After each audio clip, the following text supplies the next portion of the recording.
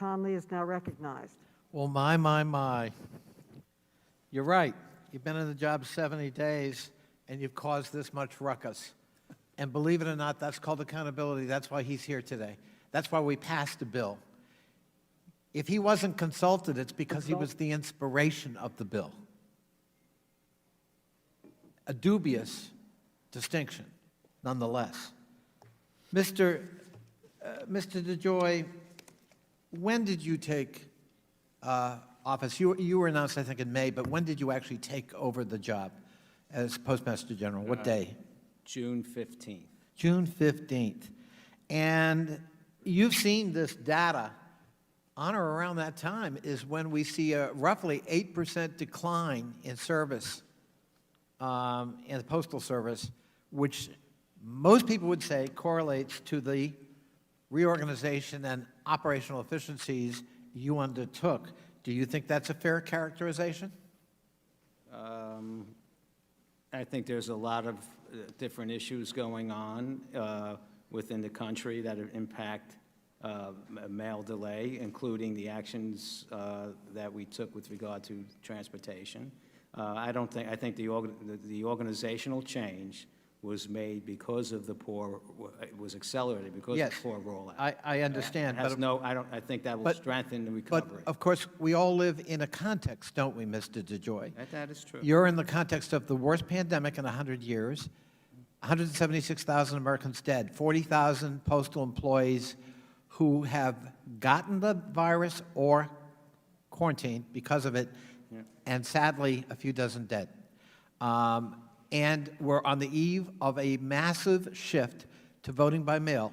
76% of all Americans live in a state that can vote by mail. 70% of Americans want to vote by mail. 50 to 60% intend to vote by mail. And along comes this. Now, let's stipulate that your motives were pure, that you came at this like a normal private sector CEO, you see some problems, you want to create some efficiencies and save some money and make us work better. Wouldn't you think, though, that you might take into consideration the context? And if you didn't, as a good CEO, when you saw unintended consequences, which your testimony would have us believe these were unintended, you'd take measures quickly to ameliorate the unintended consequences, namely scaring the public half to death about the reliability of the Postal Service.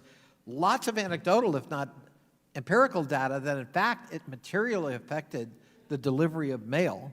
As the new Postmaster General, you don't want to be seen as the guy who actually damaged the 244 reputation of the Postal Service and scared voters into believing that their ballots won't get on time because of your service, do you? So I understand the context, and I think when we look in terms of the context, it was the summertime, mail volume was down, significantly. So it was not we're getting ready for the peak season, and the election is 3 months away. It was a good time to start to try and roll this out. Again, the request was just run your trucks on time, put a plan to run your trucks on time. Okay. Okay. The impact. Let me just. The impact is probably about 10 for that, because if the mail gets processed and the truck leaves, that mail will move on the next truck or the next day. Right. So these long stories of 9 days and so forth, we're not impacted that. Forgive me. Those service levels, if we add 1 day. Forgive me for interrupting you, but we would be back. I have limited time. That's why I have to interrupt you. You made a statement before the Senate the other day to Senator Gerry Peters. You've had no contact with the Trump campaign during your tenure. Is that correct? I've had no contact with the Trump campaign. I've spoken to the president. I've spoken to Steve Mnuchin. I've spoken to other people, but I've had no contact about the poll. I have not spoken to anybody about the Postal Service. Did you not tell the Board of Governors this month in August that in fact you had contact with the Trump campaign to ask them to stop their attacks on the Postal Service and voting by mail? I have put word around to different people to please that this is not helpful to. So you did have contact with the Trump campaign for a good purpose. But you I'm did, trying to think of where, if the Trump, when you say the Trump campaign, I've not spoken to Trump campaign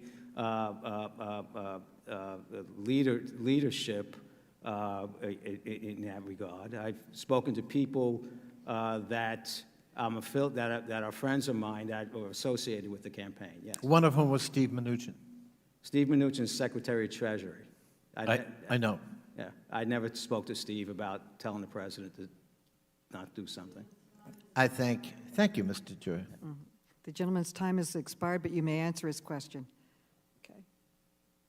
What was The question, I'm sorry, the question was, what conversations did you have with the Secretary of Treasury, Mr. Mnuchin, about the Postal Service, your hiring, and the consequences that seem to have unfolded with these operational efficiencies? The conversation I had with the secretary were, when I came here, we had this note that was kind of stuck in the mud, and I worked with him to get the note done. And it was really, we're going to, I'm going to try and control cost and grow revenue, and it was very high level thing, and let's try and get the deal done so we have the loan. That was really it.